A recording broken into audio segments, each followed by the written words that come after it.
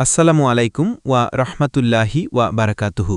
History of Islam চ্যানেলের সম্মানিত দর্শকবৃন্দ, আজকের পর্বে আমরা একটি স্পর্শকাতর বিষয় নিয়ে আলোচনা করব। অনেক সময় শোনা যায় কিছু লোক শিয়া মুসলমানদের কাফের বলে থাকেন, কিন্তু এর পেছনের কারণ কি? আমরা এই ভিডিওটিতে এই প্রশ্নটির বিস্তারিত উত্তর খোঁজার চেষ্টা করব। অনুগ্রহ করে সম্পূর্ণ ভিডিওটি মনোযোগ সহকারে দেখুন এবং আপনার মূল্যবান মতামত কমেন্ট সেকশনে জানান। আলোচনা শুরু করার আগে আসুন সংক্ষেপে জেনে নেওয়া যাক শিয়া কারা। শিয়া মুসলিমরা ইসলামের একটি বৃহৎ অংশ, যারা বিশ্বাস করেন যে হজরত মোহাম্মদ সাল্লাল্লাহু আলাইহি ওয়াসাল্লামের মৃত্যুর পর আলী ইবনে আবি তালিব রাদিয়াল্লাহু তাআলা ছিলেন মুসলিমদের প্রথম বৈধ নেতা এবং তার বংশধরদের মধ্য থেকেই পরবর্তী ইমামগণ নির্বাচিত হওয়া উচিত। শিয়া মুসলিমদের কাফের বলার কারণ বিভিন্ন ঐতিহাসিক ও ধর্মীয় দৃষ্টিকোণ থেকে ব্যাখ্যা করা হয়। কিছু মুসলিম গোষ্ঠী শিয়াদের কাফের মনে করার প্রধান কারণগুলো হল: প্রথম ৩ খলিফার অস্বীকৃতি। কিছু সুন্নিদের মতে শিয়ারা হজরত আবু বক্কর রাদিয়াল্লাহু তাআলা, হজরত উমর রাদিয়াল্লাহু তাআলা এবং হজরত উসমান রাদিয়াল্লাহু তাআলার খিলাফতকে অস্বীকার করে।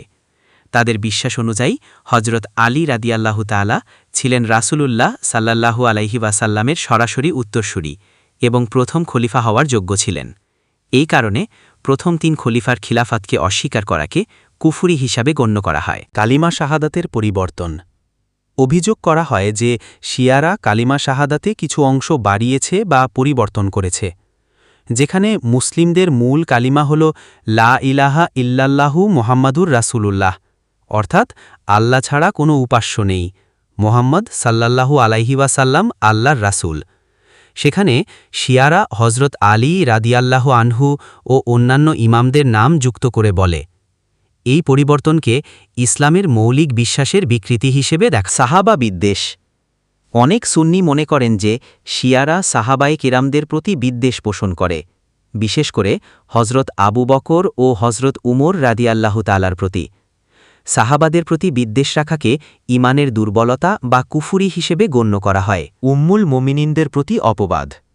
কিছু শিয়া কর্তৃক উম্মুল মুমিনিন হজরত আয়েশা রাদিয়াল্লাহু তাআলার প্রতি অপবাদ দেওয়ার অভিযোগ রয়েছে, যা অনেক সুন্নি মুসলিমদের কাছে অত্যন্ত আপত্তিকর এবং কুফুরির কারণ হিসেবে বিবেচিত হয়।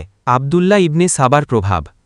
কারো কারো মতে শিয়া মতবাদের উৎপত্তি ইহুদি থেকে ইসলামে ধর্মান্তরিত হওয়া আবদুল্লাহ ইবনে সাবার মাধ্যমে হয়েছে, যে ইসলামের মধ্যে বিভেদ তৈরি করার চেষ্টা করেছিল।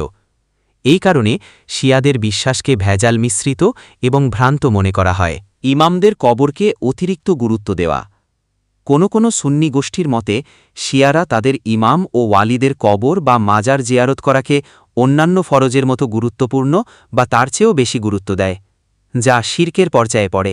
কিছু শিয়া মুসলমান মনে করেন জিব্রাইল আলাইহিস সালাম ভুল করে হজরত মুহাম্মদ সাল্লাল্লাহু আলাইহিস সাল্লামের কাছে ওহী না এনে হজরত আলী রাদিয়াল্লাহু তাআলার কাছে এনেছিলেন। এই বিশ্বাসের জন্য সুন্নি মুসলমানরা শিয়াদের কাফের মনে করেন। কিছু শিয়া মুসলমানের এই ধরনের বিশ্বাস থাকার কারণে তাদেরকে কাফের বলা হয়, কারণ সুন্নি মুসলমানদের মতে এই বিশ্বাস ইসলামের মৌলিক বিশ্বাসের বিরুদ্ধে যায়। আশা করি এই ভিডিওর মাধ্যমে আপনারা বুঝতে পেরেছেন কেন কিছু শিয়া মুসলমানকে কাফের বলা হয় এবং এই বিষয়ে ইসলামিক পণ্ডিতদের মতামত কি। মনে রাখবেন, যে কোনো ধর্মীয় বিষয়ে মতামত করার আগে ভালোভাবে জেনে নেওয়া এবং বিদ্বেষ ছড়ানো থেকে দূরে থাকা জরুরি। আমাদের ভিডিওটি যদি আপনাদের ভালো লেগে থাকে তাহলে লাইক, কমেন্ট ও শেয়ার করতে ভুলবেন না। আর যারা এখনও আমাদের চ্যানেলটি সাবস্ক্রাইব করেননি, তারা ইসলামিক ইতিহাসের আরও গুরুত্বপূর্ণ বিষয় জানতে এখনই সাবস্ক্রাইব করুন। পরবর্তী ভিডিওতে আবার দেখা হবে ইনশাআল্লাহ।